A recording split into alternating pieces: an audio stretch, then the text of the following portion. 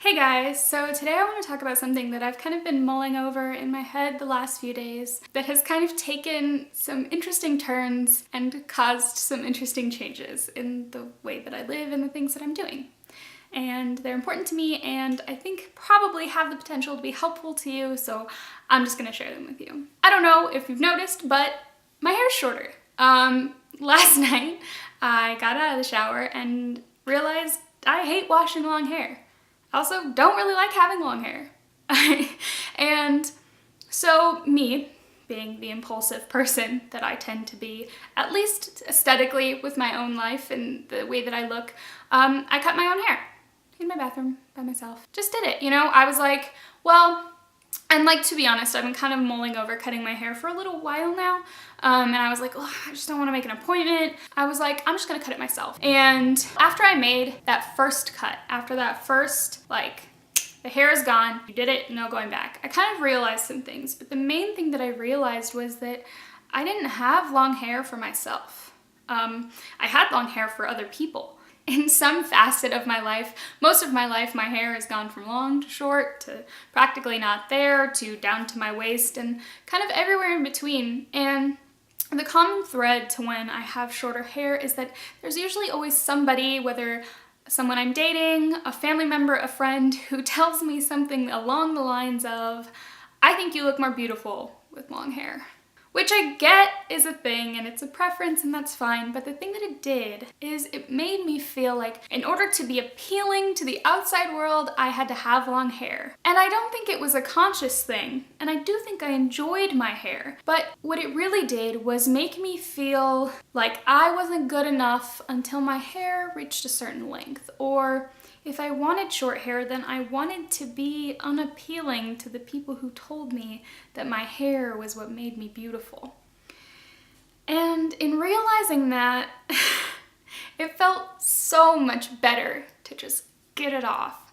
And something that I had done earlier this week was I took my bullet journal and I wrote down on a piece of paper in my bullet journal all of my values, the things that I want to live my life according to, the things that I want to strive for, and that kind of guide the decisions that I make.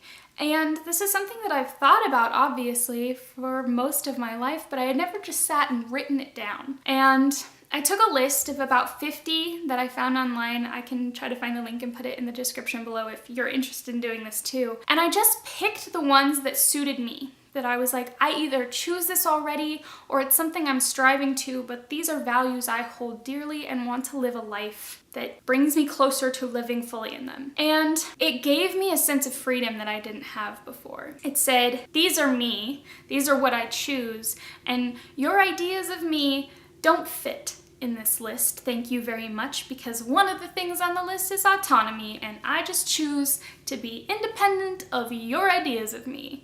This is what I said in my head to past people who told me my hair wasn't pretty. But regardless, another thing that I did on the next page was I wrote a list of things that I care about that I should not feel shameful or guilty for spending my time, energy, or money on. And this one is especially important because it's something that I struggle with every day. I constantly make decisions or say yes to things or do things that I don't necessarily want to be doing and I don't necessarily care about, but I feel a really, really large amount of social obligation. So in writing this list, I wrote out things that I cared about, whatever it is that I cared about, that if it wasn't on this list or it didn't fit on this list, I didn't have to feel bad for saying no. And if it was on this list, I didn't have to feel bad about prioritizing. And you guys, I cannot tell you how good it felt to just be like, here's me and here's the way I want to live my life, and anything else just doesn't fit.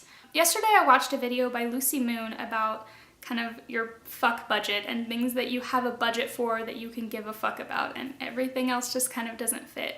I'll link that video below because I thought it was really, really insightful, and partially one of the reasons I decided to cut my hair off.